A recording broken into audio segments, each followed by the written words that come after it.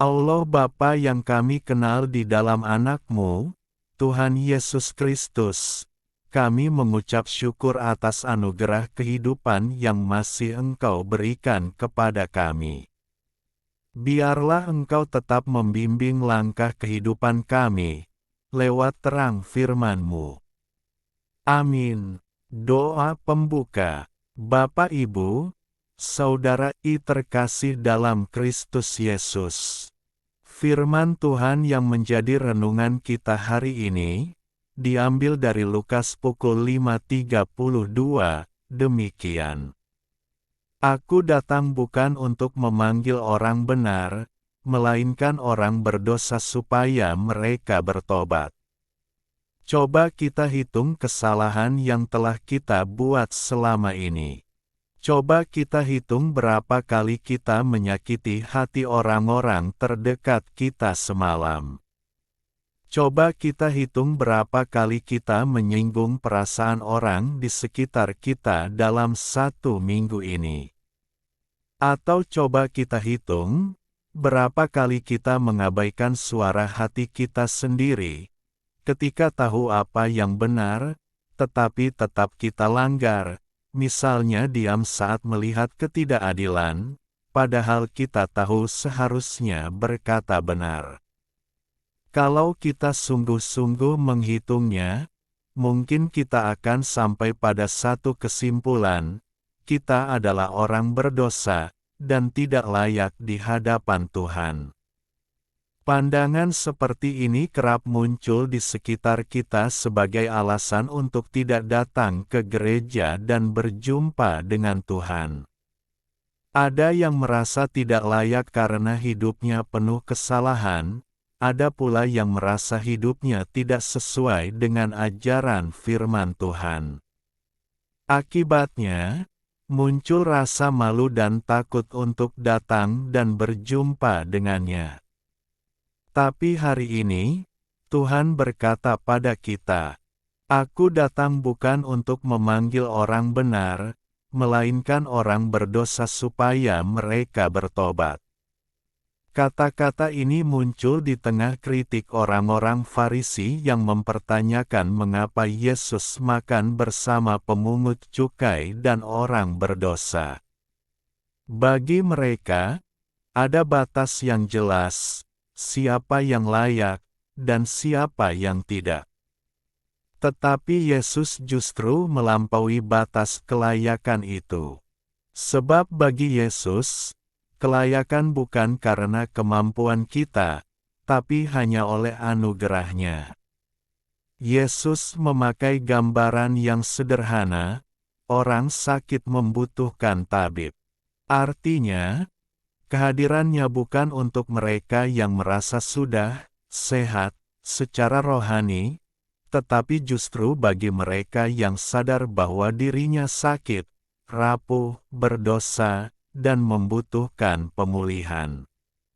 Dalam terang ini, dosa bukan alasan untuk menjauh dari Tuhan, melainkan justru alasan untuk datang kepadanya. Bapak Ibu, Saudara terkasih dalam Yesus Kristus.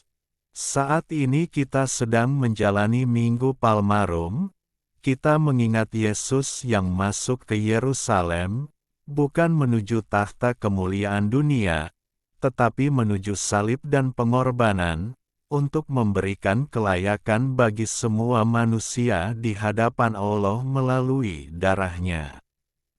Ia datang untuk memberikan kita kelayakan dan keselamatan. Kita selamat bukan karena kekuatan kita layak bukan karena kelayakan kita, tapi kita selamat dan layak hanya karena anugerah-Nya. Melaluinya, keselamatan itu terbuka bagi siapa saja yang mau menerimanya. Marilah kita menyadari bahwa kelayakan yang diberikan Kristus mengundang kita untuk mendekat kepadanya bukan menjauh darinya. Ia memanggil kita apa adanya untuk diubah. Ia tidak menjauh dari orang berdosa, melainkan dekat, duduk makan bersama, menyembuhkan, dan memulihkan. Panggilan itu masih berlaku hari ini. Seperti yang dikatakan Yesus untuk kita hidupi, marilah kepadaku, semua yang letih lesu dan berbeban berat, aku akan memberi kelegaan kepadamu. Amin. Doa penutup. Tuhan, terima kasih atas kebaikan-Mu, terlebih firman hari ini. Bantu kami hidup dalam firman-Mu setiap hari dan menjawab panggilan-Mu dengan iman dan ketaatan. Amin. Ilustrasi. Lukisan di tengah pasar. Seorang pelukis ternama ingin menguji kemampuannya di hadapan publik. Ia menghabiskan waktu berbulan-bulan untuk membuat sebuah lukisan pemandangan yang menurutnya sangat sempurna. Setelah selesai, ia memajang lukisan itu di tengah pasar yang ramai. Di samping lukisan tersebut, ia meletakkan sebuah papan pengumuman dan sebuah kuas merah. Bagi siapapun yang melihat kekurangan dalam lukisan ini, silakan beri tanda silang merah pada bagian yang menurut Anda salah atau tidak bagus, tulisnya di papan itu. Sore harinya, ketika pelukis itu kembali, ia terduduk lemas di tanah. Seluruh lukisannya sudah tertutup oleh tanda silang merah. Tidak ada satu jengkal pun kanvas yang tersisa tanpa coretan. Orang-orang mencela warna langitnya, bentuk pohonnya, hingga bayangan airnya. Ia merasa gagal total dan berniat membakar lukisan itu. Namun, seorang guru bijak yang lewat mencegahnya. Sang guru menyarankan agar pelukis itu mencoba satu kali lagi, tapi dengan cara yang berbeda. Pelukis itu pun membuat lukisan yang identik, persis sama dengan yang pertama, lalu memajangnya kembali di tempat yang sama. Kali ini, ia meletakkan berbagai macam cat dan kuas, lalu mengganti tulisannya. Bagi siapapun yang melihat kekurangan dalam lukisan ini, silakan gunakan alat yang tersedia untuk memperbaiki bagian yang menurut Anda kurang sempurna. Hari itu pun berlalu. Sampai matahari terbenam, tidak ada satu orang pun yang menyentuh lukisan itu.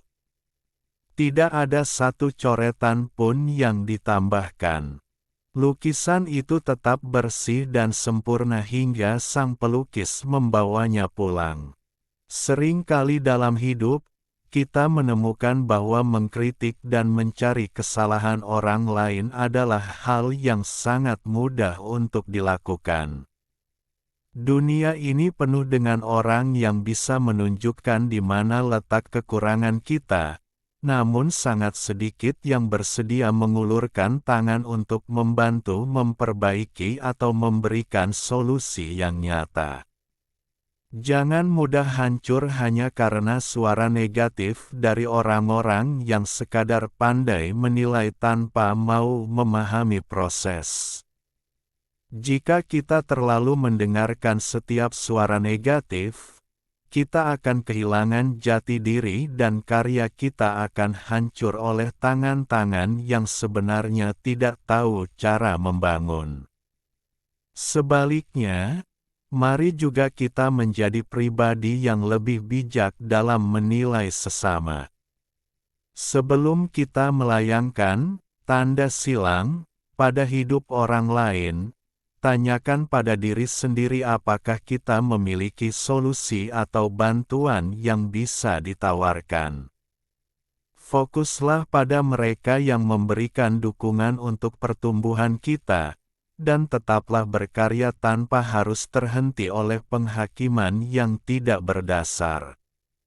Hendaklah kata-katamu senantiasa penuh kasih, jangan hambar, sehingga kamu tahu bagaimana kamu harus memberi jawab kepada setiap orang. Kolose 4:6